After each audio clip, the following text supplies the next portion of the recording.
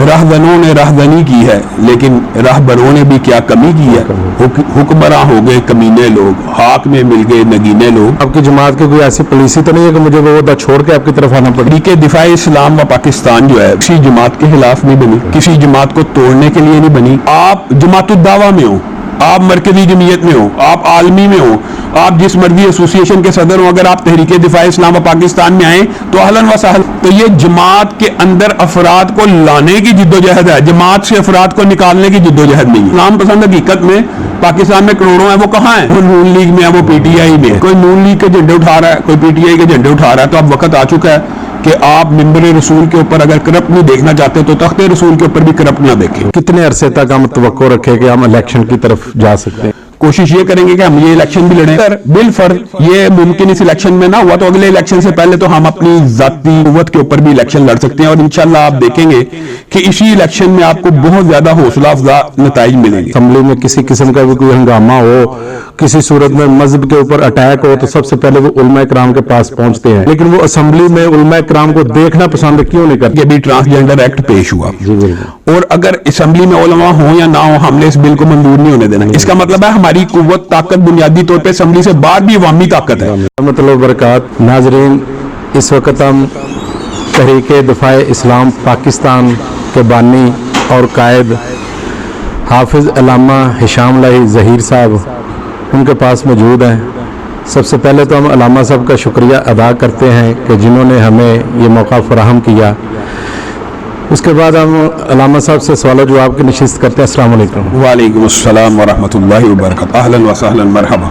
जी अल्लामा साहब, सबसे पहले हमें ये तहरीके दिफा इस्लाम पाकिस्तान के मुतल्लिक थोड़ा सा आगाह कर दें कि इस तहरीक का मतलब, मिशन, ये क्या है, चीज़ क्या है? बुनियादी तौर पर तहरीके दिफा इस्लाम व पाकिस्तान इस सोच और फिक्र की अक्कासी करती है कि ये जो सियासत है इसके ऊपर चोरों लुटेरों का हक है कि इसका हकदार भी उलमा है। बुनियादी तौर के ऊपर बात यह है कि रसूलुल्लाह सल्लल्लाहु अलैहि वसल्लम ने फरमाया था कि बनी इसराइल के सियासी लीडरान उनके अंबिया हुआ करते हैं। मेरे बाद नबी तो नहीं आएगा, लेकिन उलमा आएंगे जो मेरे वारिस होंगे। अगर लोगों को, खास तौर पे पंजाब के लोगों को ये बात समझ आ जाए कि मिंबर रसूल का वारिस अगर आलम दीन है तो तख्ते रसूल का वारिस आलम दीन क्यों नहीं? ये बात अगर लोगों को समझ आ जाए तो शायद एक इनकलाबी तब्दीली आ जाए। तो तहरीके दिफा इस्लाम पाकिस्तान बुनियादी तौर पे ये सोच रखती है कि अगर एक आम मस्जिद का मौलवी लोगों के आगे खड़े होता है तो उलमा को भी रहनुमा का, मुक्तदा का, पेशवा का, रहबर का किरदार अदा करना चाहिए। आपने देख लिया पाकिस्तान के अंदर क्या सूरत हाल है कि रहबरों ने रहबनी की है, लेकिन रहबरों ने भी क्या कमी की है। हुक्मरां हो गए कमीने लोग, हाक में मिल गए नगीने लोग।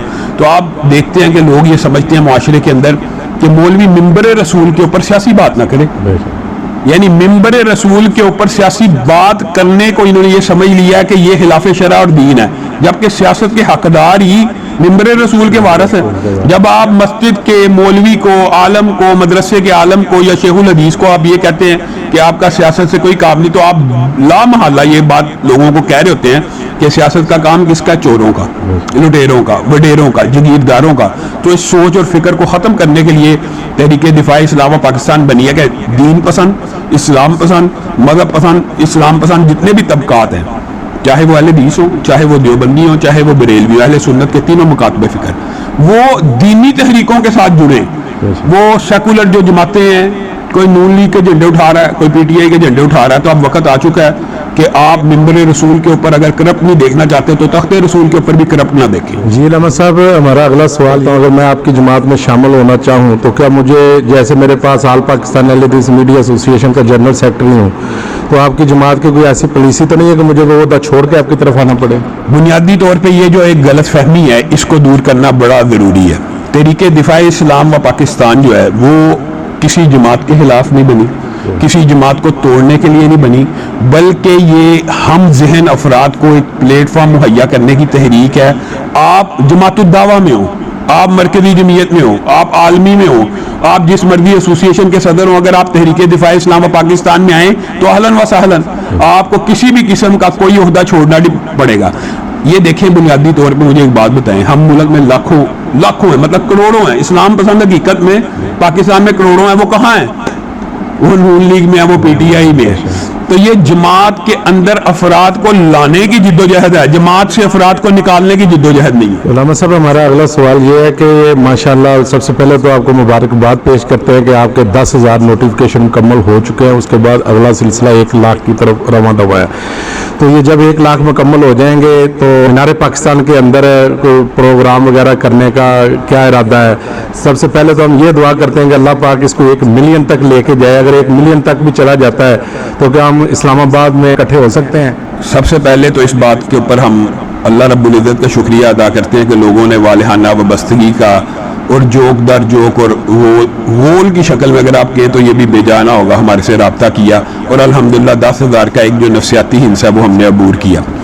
لیکن بات یہ ہے کہ اب آپ نے کہا کہ ہم 1 لاکھ چاہتے تھے، ابتدائی طور پہ تحریک نے یہی ہدف مقرر کیا تھا کہ ہم 1 لاکھ ممبر کریں گے، لیکن الحمدللہ اب ہم نے اپنے ہدف کو بڑھا کے لوگوں کا رسپانس دیکھ کے 2 لاکھ کیا ہے۔ جیسے آپ نے کہا کہ 1 ملین، تو پھر تو ایک انقلابی کیفیت ہوتی ہے۔ بنیادی طور پہ جو 1 لاکھ یا 2 لاکھ رکن رجسٹرڈ ہوتے ہیں نا، وہ حاج صاحب بنیادی طور پہ آپ دیکھیں 1 لاکھ بندہ، ایک بندہ 10 ووٹ آرام سے ڈلوا لیتا ہے۔ تو ایک بندہ 10 ووٹ ڈلواتا ہو تو 1 لاکھ جو رجسٹرڈ متحرک کارکن ہوتا ہے وہ 10 لاکھ ووٹ ہوتے ہیں۔ 2 لاکھ کا مطلب تو 20 لاکھ ووٹ ہے، اور اللہ تعالیٰ آپ کی زبان مبارک کرے، اگر 10 لاکھ کا حصہ مل گیا تو 1 کروڑ ووٹ کا ووٹ بینک لے کے آپ اسلام آباد کہاں جہاں مرضی آپ جا سکتے ہیں۔ اور یہ دیکھیں یہ تبدیلی بلٹ کے ذریعے نہیں ہے، یہ بیلٹ کے ذریعے بھی تبدیلی آ سکتی ہے۔ علماء کرام یا کسی بھی صورت میں بندے داخل ہو رہے ہیں، یہ ایک ممبر نہیں داخل ہو رہا ہے، یہ پورا ایک خاندان داخل ہو رہا ہے۔ یہ میں یہی کہتا ہوں کہ ایک جو ممبر متحرک ہوتا ہے وہ آرام سے 10 ووٹ اکٹھے کر لیتا ہے، اور اللہ کے فضل و کرم سے ہم نے ان کو اگلا ہدف دینا ہے کہ یہ جو 2 لاکھ اراکین جب مکمل ہو جائیں گے انشاءاللہ ہم نے پاکستان کے اندر مذہب پسندوں کے جو حلقہ جات ہیں وہ بھی بنانے۔ علامہ صاحب ہمارا اگلا سوال یہ ہے کہ کتنے عرصے تک ہم توقع رکھیں کہ ہم الیکشن کی طرف جا سکتے ہیں؟ بنیادی طور پہ ہماری کوشش تو یہی ہے کہ ہم اس الیکشن کے اندر بھی حصہ لیں، لیکن ہم جو 5 حلقے ملک کے اندر بنانا چاہتے ہیں اس کے اندر ہم نے ایک پلاننگ کی ہے۔ اگر اس انتخابات کے اندر ہمارے پاس بہت زیادہ مضبوط کینڈیڈیٹس نہ ہوئے، کوشش یہ کریں گے کہ ہم یہ الیکشن بھی لڑیں اور مذہبی جماعتوں اور دینی جماعتوں کو ایک پلیٹ فارم پہ لا کے ہم یہ الیکشن لڑیں۔